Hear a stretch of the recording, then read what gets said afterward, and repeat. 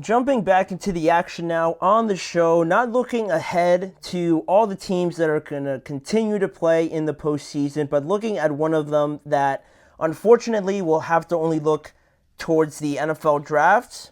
I guess not unfortunately, in some respects, but regardless of that, we're going to talk about the Patriots, right? They didn't waste any time. They didn't waste any time yesterday to pivot their organization in a completely new direction with a new leader set to take that spot, the head coaching spot, in 2025. Their owner, Robert Kraft, made it official after their victory yesterday over the Buffalo Bills, how the Patriots were going to move on from their rookie head coach, Jerod Mayo. They announced that they were firing him in only his first season as the head coach. In only that 1 year, Jerod Mayo finished with a 4-13 record, a point differential of minus 128, which is the fifth worst in the NFL up until this date. And really, the decision comes at the end of the season where, at the start, it was all great. It was all optimistic. It felt like the Patriots were really,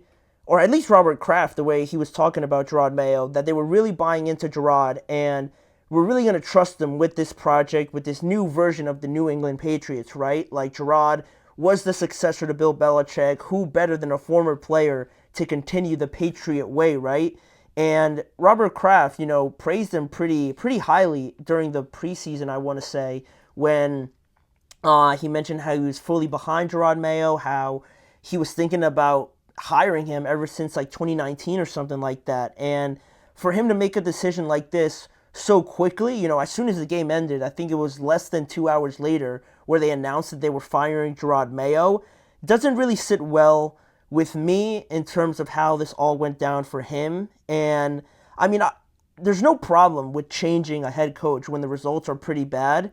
And 4-13 isn't great, obviously, and some of the performances weren't great either. It looked pretty ugly at points in the season, but I don't like how so much is being kind of connected to the Patriots just kind of feeling like they just wanted somebody else to be their head coach, not really connecting the results and the performance to how they evaluated Jerod Mayo at the end of the season. It just felt like with all this news coming out about Mike Vrabel now and how he interviewed with the Jets and how a lot of teams are going to be looking at Mike Vrabel to potentially be their new head coach, it felt like the Patriots saw that, heard that, wanted, at least the thought of having Mike Vrabel in as their head coach, felt like they were just kicking Jerod Mayo to the side just for the opportunity to get Mike Vrabel in. Obviously, he has more experience. He's actually been a head coach before, so there's that. But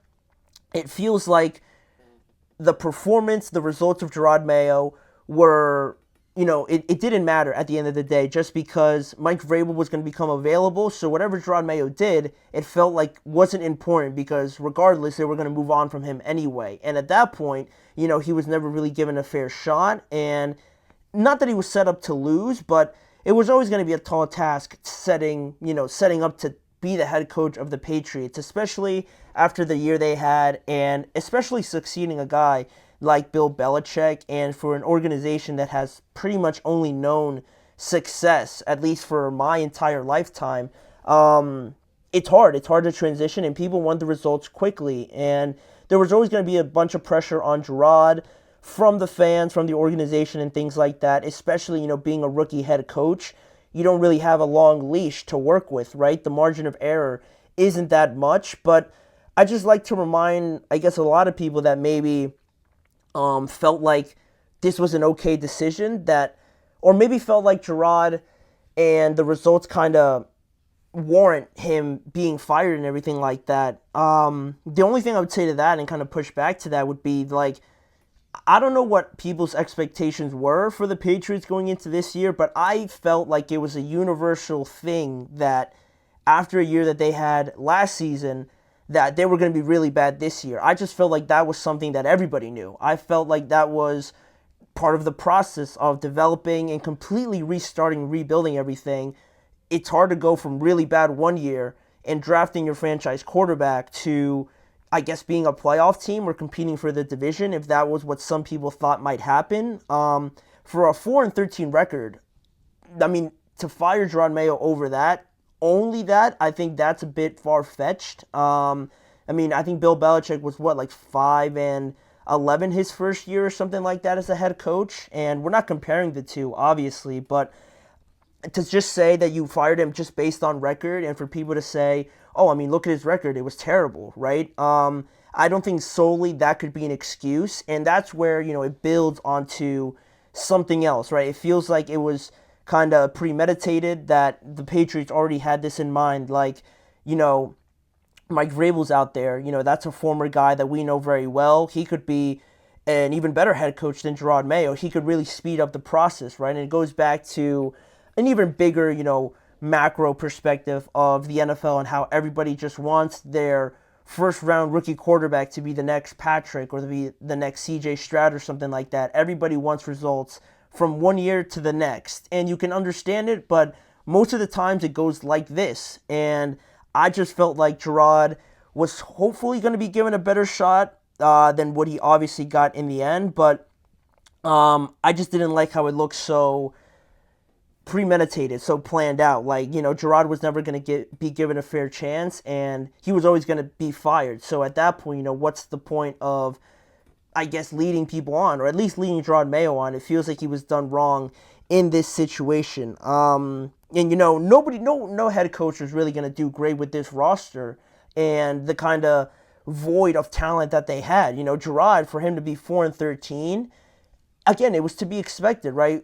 I don't think any head coach, whether it be like Ben Johnson, if he came in this year, or I don't even know, or like Dan Quinn and the kind of success he had with the Commanders and things like that, for first-year head coaches or for new head coaches in new spots to just walk in and take over completely and have like a Washington sort of scenario is, again, far-fetched, and it's not the typical thing that happens. It's what everybody wants to happen, but a 4-13 record like Jerod Mayo had, especially as a rookie head coach, I thought, was all right, and it was at least a stepping stone in the right direction, hopefully, if they would have kept him around, but obviously now they're going to completely shift their focus elsewhere. And also on the news about Jerod Mayo, it doesn't look like, according to reports, that they're going to fire anybody else, so it only really feels like it was going to be Jerod Mayo, maybe some members of the assistant coaching staff potentially, but now the Patriots are just going to look forward, and it's not a complete shift again, right? Because they have Drake May, and they fortunately feel like they have a quarterback like it could be their next franchise guy. So that's a huge step obviously taken, and with the amount of cap space that they have a top 4 pick in this year's draft. It looks like that's going to continue to grow, but now if we're going to shift our focus again to a new head coach, I think right now the favorite probably is Mike Vrabel with his connections to New England, the success he had there as a player, and the fact that he was a head coach previously, he has that experience there. It feels like that's the favorite right now for the Patriots. Of course, there's other reports linking them to Ben Johnson and whatnot and guys like that, but I think really Mike Vrabel's the guy that they ideally want to take over this spot. And it's funny and kind of ironic how, it is another former player like Jerod Mayo was. But I don't know. I mean, we'll see if they end up getting him. I'm sure they're going to be linked to a bunch of guys. And the idea of having a franchise quarterback like Drake May and the kind of promise that he showed is going to be very intriguing to a lot of potential head coaching candidates out there. But Mike Vrabel seems to be the guy that has that, that kind of iron fist that the Patriots kind of want running their organization. And again, with the years of experience he has with Robert Kraft and that organization should help him, kind of facilitate that transition into getting his ideas through to his players and whatnot and everything like that. But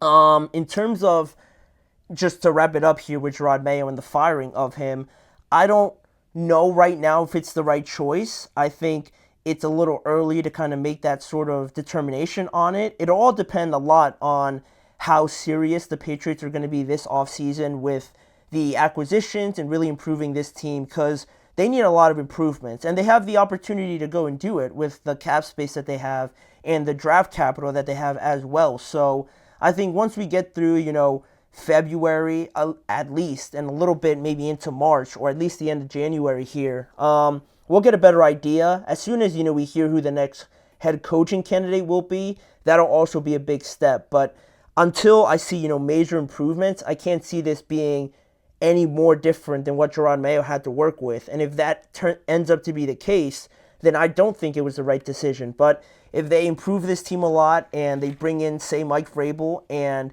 they're a lot more competitive, then I'll be more lenient to saying that it was the right choice. If only, again, they take those steps necessary to improve the rest of the team, which unfortunately they weren't able to do with Jerod Mayo. But regardless of that, that's that segment. And we're not only going to talk about, head coaches potentially moving on and being fired and things like that.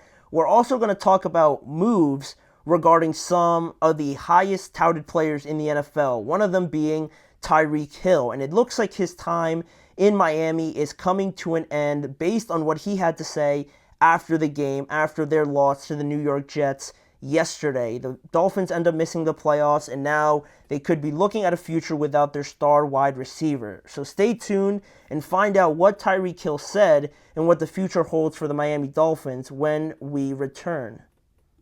Looking